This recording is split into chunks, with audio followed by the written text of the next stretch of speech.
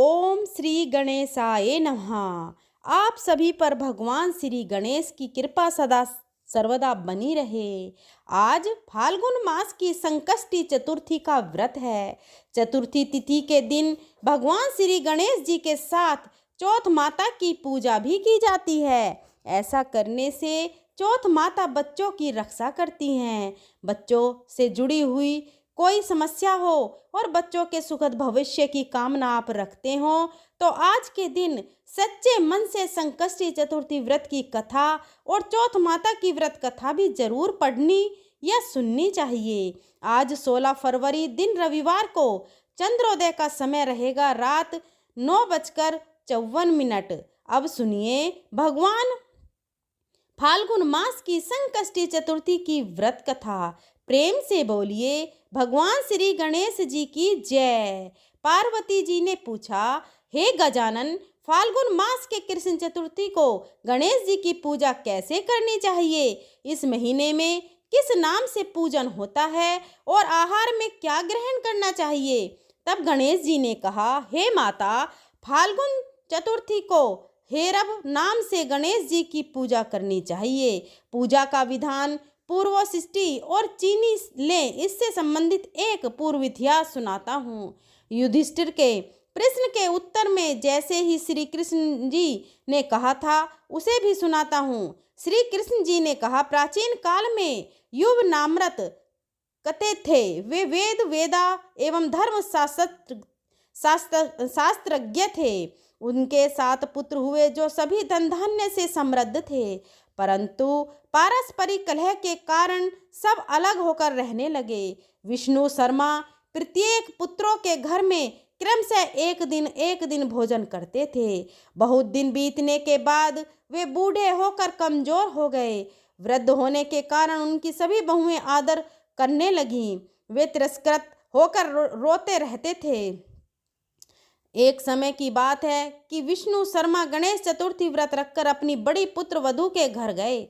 उस ब्राह्मण ने कहा कि हे बहुरानी, आज मैं गणेश जी का व्रत रखा हूँ, तुम पूजन सामग्री जुटा दो। गणेश जी प्रसन्न होकर प्रचुर धन देंगे। अपने ससुर की बात सुनकर बहू कर्कश स्वर में बोली, हे पिताजी, मुझे घर के कामों से ही फुर्सत नहीं है, फिर इन झमेलों में पड़ने का कहाँ समय है। हे ससुर जी, आप हमेशा ही कोई न कोई नाटक रचते रहते हैं। आज गणेश जी का बहाना लेकर आप पहुँचे। मैं गणेश जी को नहीं जानती और ना ही गणेश व्रत को जानती हूँ। आप यहाँ से जाइए। इस प्रकार बहू की छिड़कन कर वे 6 बहुओं के घर बारी बारी से गए, परंतु सभी बहुओं ने उनका अपमान किया। सभी जगह से अपमानित होकर वह ब्राह्मण बहुत ही दुखी हो गए। इसके बाद वे सबसे छोटी बहू के घर जाकर बैठ गए।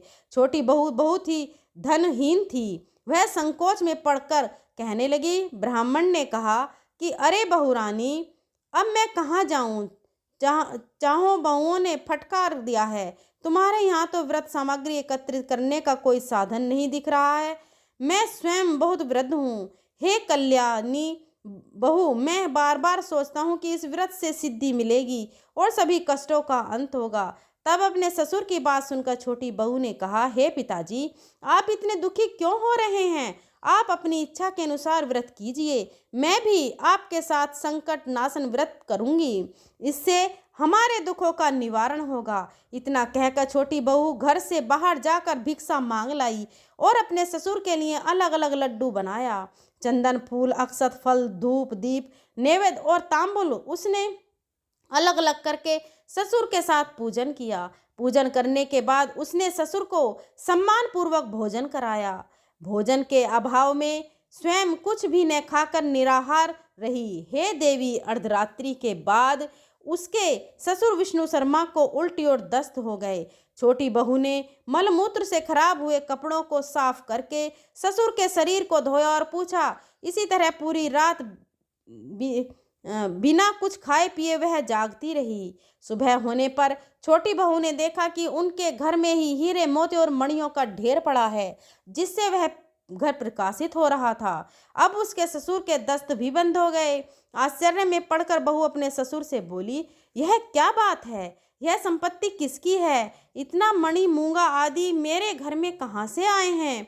पिताजी, क्या कोई हम लोगों को चोरी में फंसाने के उद्देश्य से तो घर में नहीं डाल गए?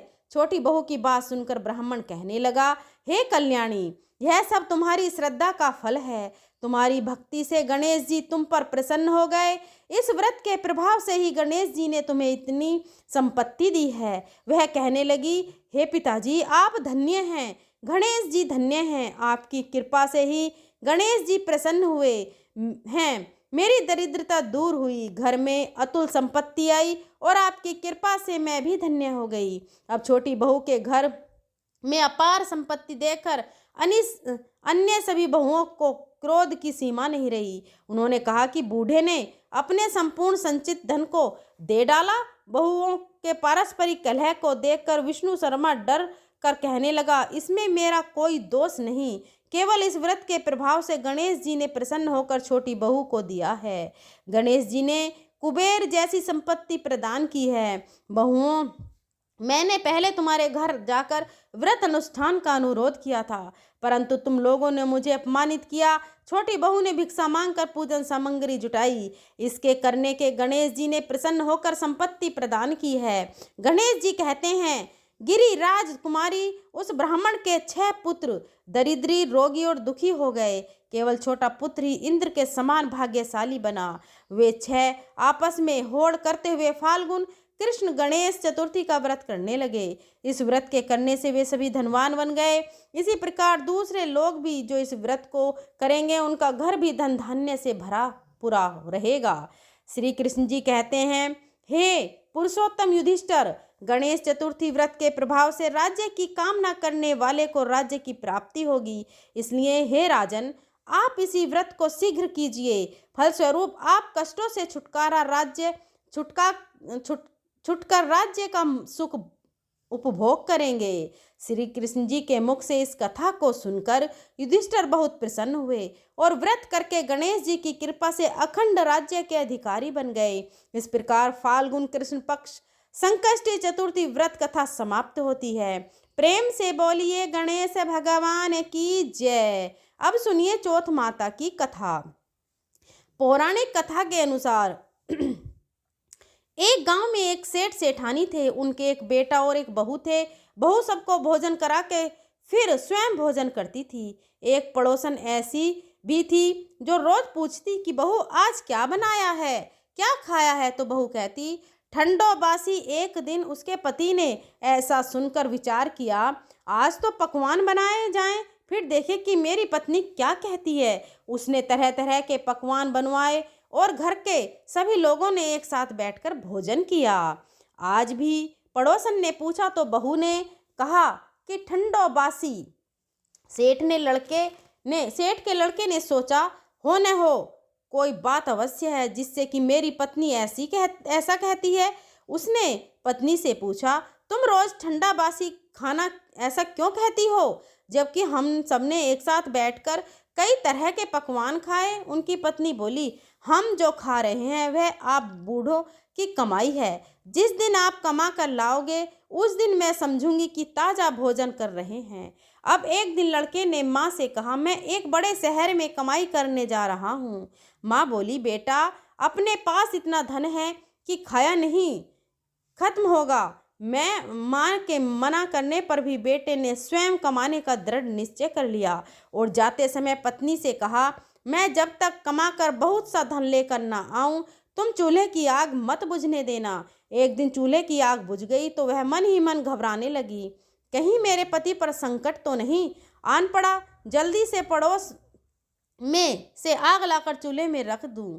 ऐसा विचार करके पत्नी पड़ोस में गई। वहां पड़ोसन चौथ माता का व्रत और पूजन कर रही थी। पड़ोसन ने कहा, थोड़ी देर में आकर ले जाना। तो बहू ने पड़ोसन से पूछा, आप यह व्रत क्यों करती हैं, इससे क्या मिलता है। पड़ोसन ने कहा, चौथ माता के इस व्रत को करने से अनंत और लक्ष्मी मिलती है और अपनी मनोकामनाएं पूर्ण होती हैं। अब बहू भी चौथ माता का व्रत करने लगी। दीवार पर उसने चौथ माता का चित्र बनाया। उस दिन घी और गुड़ का चूरमा बनाकर रात्रि को चंद्रमा को अर्घ देकर उसने भोजन किया। ऐसा करते करते बहुत दिन हो गए। चौथ माता ने उस बहू के पति को सपना दिया कि साहूकार का बेटा तू जागे कि सोवे, तेरी पत्नी तुझे बहुत याद कर रही है, घर जाकर उसकी चिंता मिटा दे। तू दुकान खोलकर कंकु केसर का पगलिया बना के बैठ जाना, आज तेरा हिसाब किताब चुकता हो जाएगा। अब तो चौथ माता ने जैसा कहा था वैसा ही हुआ। उसने घर जाने की तैयारी की और गाड़ी भर के धन दौलत लेकर चल दिया।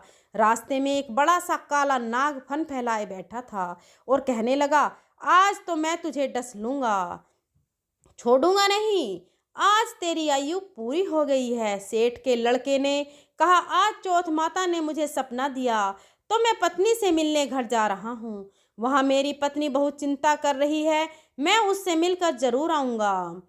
तब तक तुम मुझे डस लेना। नाग ने कहा, तुम शपथ पूर्वक कहकर जाओ तो मैं तुम्हें जाने दूंगा, परंतु लौट कर नहीं आए तो तुम्हारे घर आकर मैं तुम्हें डस लूंगा। इस प्रकार सांप को वचन देकर वह घर पहुंचा। वहां सभी से हंसी खुशी से मिला और भोजन करने उदास होकर बैठ गया। उसकी पत्नी ने उदास होने के कारण पूछा तो पति ने काले नाग वाली बात बताते हुए कहा कि यदि मैं उसके पास नहीं जाऊंगा तो वह घर आकर ही मुझे डस लेगा। पत्नी बहुत चतुर थी। उसने कहा कि आप घबराओ नहीं, लेट जाओ, मैं एक उपाय करती हूँ। पत्नी ने कमरे की 7 पेड़ी धोई। पहली पेड़ी पर रेत, दूसरी पर इत्र, तीसरी पर गुलाल फूल, चौथी पर कंकु केसर, 5वीं पर लड्डू पेड़ा, छठी पर गादी गलीचा और 7वीं पेड़ी पर दूध का कटोरा भरकर रख दिए। इस प्रकार वह 7 ही पेड़ी सजाकर बैठ गई। आधी रात होते ही नाग आकर पेड़ी चढ़ने लगा। पहली पेड़ी पर रेत में लौट गया और कहने लगा कि सेठ की बहू ने आराम से बहुत दिया पर वचनों से बंद कर रखा हूँ, सो डसना होगा अवश्य ही। इसी प्रकार 7 पेड़ हो पर नाग आराम करता हुआ और कहता हुआ कि डस ना तो होगा, जरूर कमरे में जाने ही वाला था कि चौथ माता ने विचार किया, मैं इसे नहीं बचा पाऊंगी, कौन मानेगा। अब तो गणेश जी, चंद्रमा जी और चौथ माता ने उसे बचाने का विचार किया।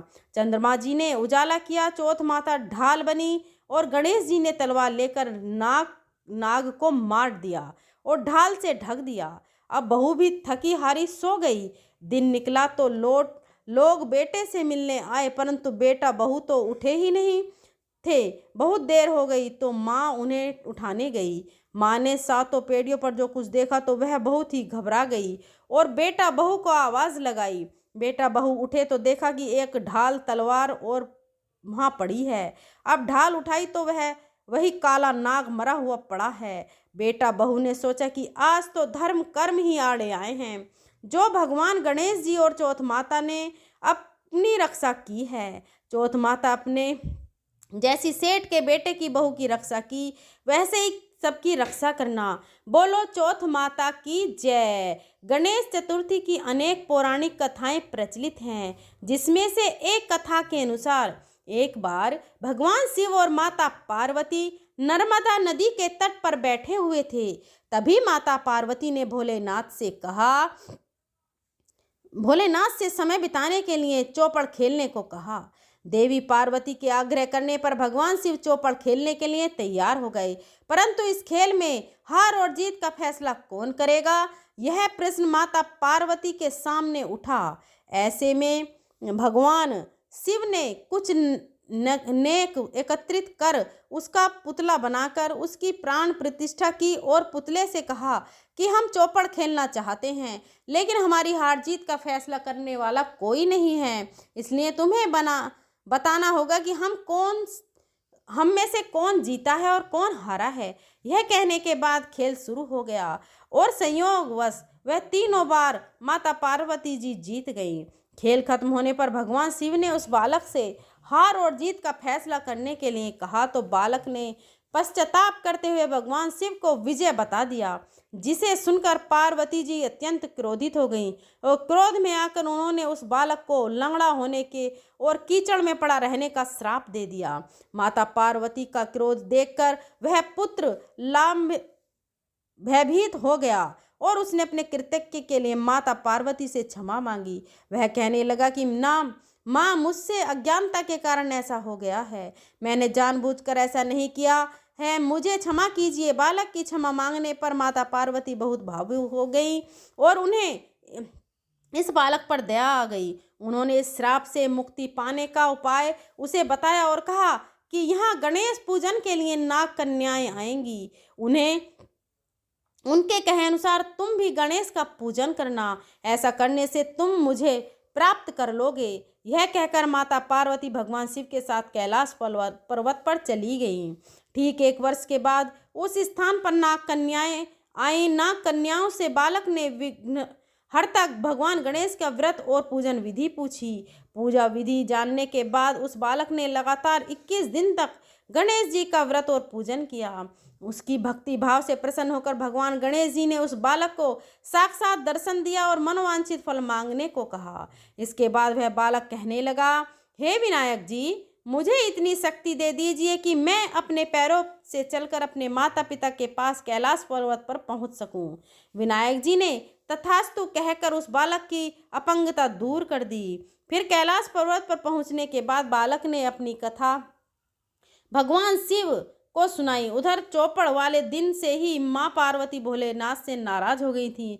ऐसे में भगवान शिव ने भी बालक के बताए अनुसार 21 दिनों तक गणेश जी का व्रत और पूजन किया। इस व्रत के प्रभाव से माता पार्वती के मन में जो भगवान शिव के लिए नाराजगी थी वह दूर हो गई। इसके बाद यह व्रत भगवान शिव ने माता पार्वती को बताया, जिसे सुनकर माता पार्वती जी के मन में भी अपने पुत्र कार्तिक से मिलने की इच्छा उत्पन्न हुई।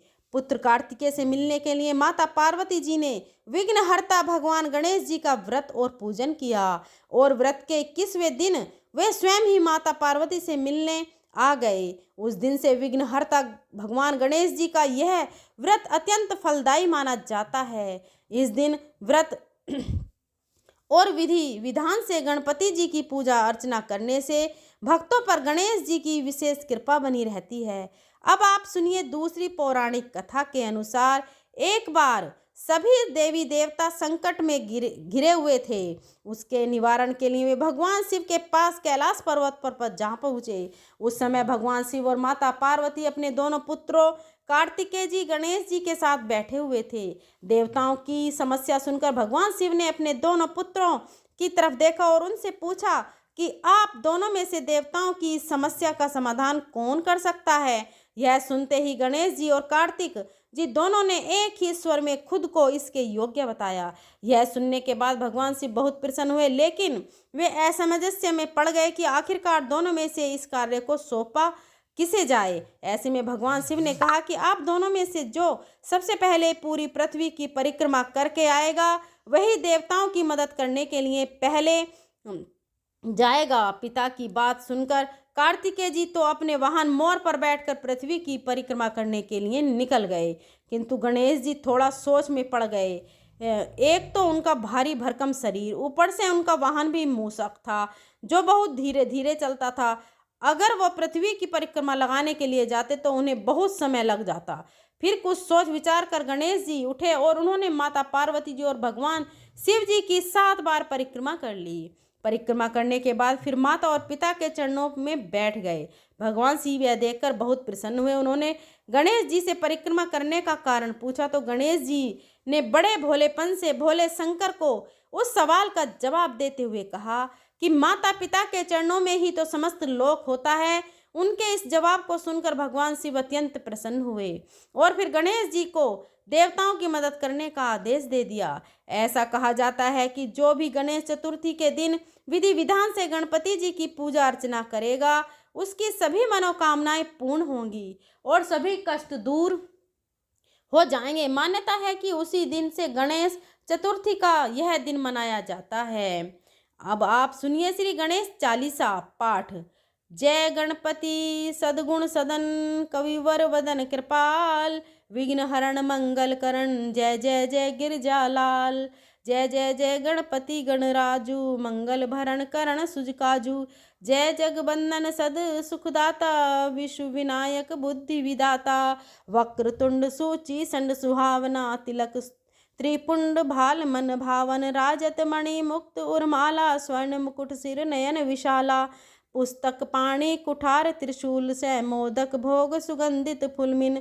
सजी चरण पादुका मुनि मन, रजित धनी शिव सुवन संदन। भ्राता गौरी लालन वेश, विख्याता रेति सेद तब चव सुधारी। मोषक वाहन सोहत द्वारी, कहो जन्म शुभ कथा तुम्हारी। अति शुभी सूची पावन मंगलकारी, एक समय गिरजा कुमारी। पुत्र हेतु तप कीनो भारी, भयो यज्ञ जब पूर्ण अनुपा। तब पहुँचे तुम धीर द्विजा, रूप अतिथि जान के गौरी। सुखारी बहु विधि सेवा करी, तुम्हारी अति प्रसन्न होवे तुम। वर दीना मात पुत्र हित, जो तप नहीं कीना। मिलही पुत्र तुही बुद्धि विशाला, बिना धर्म बिना गर्व धारण यही काला। गणनायक गुण ज्ञान निधाना, पूजित प्रथम रूप भवाना। उसके अस कही अंतर ध्यान रूप होवे। पालना पर बालक स्वरूप होवे। बनी शिशु रुंदन जब ही तुम ठाना। लखी मुख सुख नहीं गौरी समाना, सकल मगन सुख मंगलना। वही नावती सुरन सुमन, वर्ष वही शुंभ उमा। बहुदान लुटा वही सुरमुनि जत सुत देखन। आव लखी अति आनंद मंगल सा, देखन भी जाए शनि राजा। निज अवगुण गुण शनि मन माही, बालक देखन चाहत नाही। गिरजा कछु मन भेद बढ़ायो, उत्सव मोरन शनि तुम भयो। कहत लगे शनि मन सचाई, कर रो शिशु मोहि दिखाई। नहीं विश्व उमा उर भय शनि, सो बालक देखन के पद ही। शनि द्रग कोण प्रकाशक, बालक सिर उड़ गयो आकाशा। गिरजा गिरी विकल हवि धरनी, सो दुख दशा गयो नहीं वरनी। हाहाकार मच कैलाश सन, की होल की सुत को नाश। तुरंत गरुड़ चढ़ी विष्णु सिधायो, काट चक सो गज सिर लायो। बालक के धर ऊपर धरियो, प्राण मान पड़ शंकर डरियो। नाम गणेश शंभु तब कीना, प्रथम पूज बुद्धि निधि वंदीना। दीन बुद्धि परीक्षा जब शिव कीन्ही, पृथ्वी पर प्रदक्षिणा लिहा चले। षडानन भर्व भुलाई रच वे, बैठ तुम बुद्धि उपाई। चरण मातु पिता के घर लीन है, जिनके साथ प्रदक्षिणा की है। धन गणेश कहे शिव है, हर्ष नवेत सुरमुन बहु बह। बरसे तुम्हारी महिमा बुद्धि पढ़ाई, शेष सहस मुख सगे न गाई। मैं मतिहीन मलिन दुखहारी, करऊँ कौन विधि विनय तुम्हारी। भजता राम सुंदर प्रभु दासा, जग प्रयाग ककरा दुर्वासा। अब प्रभु दया दीन कर कीजिए, अपनी शक्ति भक्ति कुछ दीजिए। श्री गणेशी है चालीसा पाठ, करें कर ध्यान नित। वन मंगल ग्रह बसी, लही जगत सम्मान। संबंध अपनी सहस्र दस, ऋषि पंचमी दिनेश। पूर्ण चालीसा भयो मंगल मूर्ति गणेश। श्री गणेश चालीसा समाप्त होता है। प्रेम से बोलिए भगवान गणेश की जय। मैं आशा करती हूँ आप सभी को संकष्टी चतुर्थी का व्रत सफल हो और भगवान गणपति जी की कृपा आप और आपके परिवार पर सदा सर्वदा बनी रहे। आपको आज की यह कथा वीडियो कैसी लगी? अगर वीडियो पसंद आई हो तो अपनी फ्रेंड और फैमिली में शेयर करें और हमारे चैनल सुविचार वितरीना को सब्सक्राइब करें। अगर मेरे बोलने में कोई त्रुटि हुई हो तो मैं क्षमा प्रार्थी हूँ। मिलते हैं अगली वीडियो में, तब तक के लिए धन्यवाद। जय भोलेनाथ।